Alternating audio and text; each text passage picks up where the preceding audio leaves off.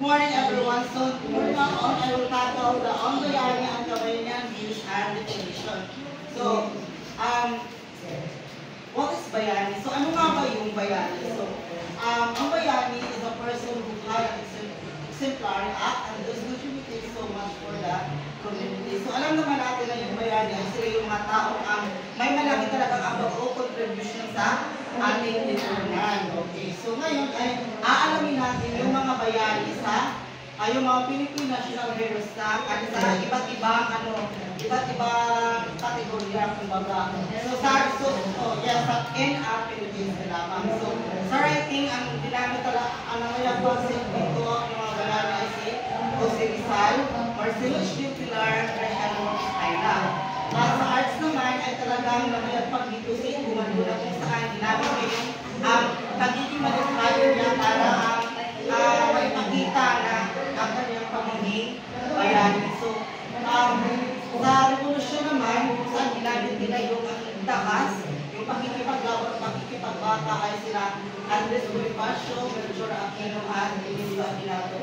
So, sila yung mga iba't ibang bayani sa Pilipinas. So, ano nga ba ang bayani?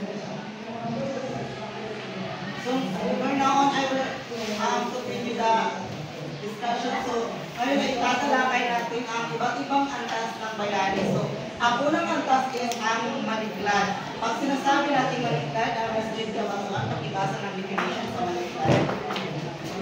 Ang pinakamababang uri ng bayani na nakapatay ng isa o dalawang kaaway, karaniwang nagsusuot ng ulam o puting boto. Okay, so ayon nga sa sinabi ni sa binasa ni Binibining kabatuan na ang maliglad ay sila yung may pinakamababang antas na bayani sa lipunan sapagkat sila ay nakapatay lamang ng isa o dalawang kaaway at karaniwang silang nagsusuot ng puting boto yung dito nila sa atang nila. Then, pangalawa naman is ang hanagan. Ang hanagan ang nasa ikalawang antas ay sumasailalim sa ritual na kung saan ay dapat siyang sabihan ni Tapusaw ang Diyos na pakikipagdigma at kainin ang atay at puso ng mga kaaway karaniwang nagsusuot ng pulang bulong. So, ito ay isa puri ng bayan na kung saan ay hindi lamang sila basta-basta pumamatay sapagkat kinakailangan mo na silang salibangan ang Diyos ng pakikipagdigma na si Tapusaw at pag napatay nila yung kanilang kalaban ay dapat kainin nila yung atay at puso. Ito. At karaniwang suot dito ay ang walang puso. Kung ang sa baliktad ay puti, ang sa hanagan naman ay pula. Okay, so pangatlo ang kinabuhan. Okay, so binipiling ka pakibasa ang definition nito. Ang mga taong nakakapatay ng 20 hanggang 27, karaniwang nagsusuot ng pulang pantalon. Okay, so ang kinabuhan ng mga taong nakapatay ng 20 dito sa 20 hanggang 70 ka, tao lamang yung napapatay nila at karaniwang silang nagsusuot ng pulang pantalon. Okay, so at ang pang-apat naman ay ang luto. So, ang mga taong nakapatay ng 50 hanggang 100 na kaaway, karaniwang nagsusuot ng pulang jacket. So, ito na yung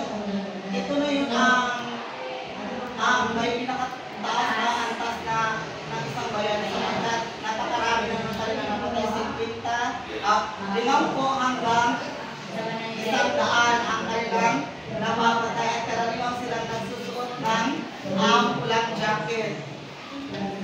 Ay, hindi pa ba yan? So, ang pinakapaborito ng Diyos na si Tapusaw dahil dito na ipapakita niya ang kanyang katapangan, pakikipagdigma kung saan napatay niya ang kanyang mga kaaway sa sarili nitong tahanan.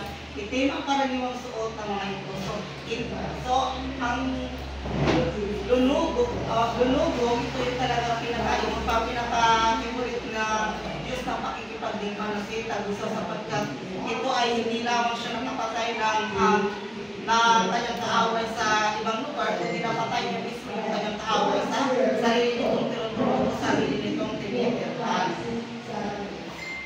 At ayon naman kay Dr. Salazar, ang bayani ay ang mga taong naglalakbay at bumalik sa bayan.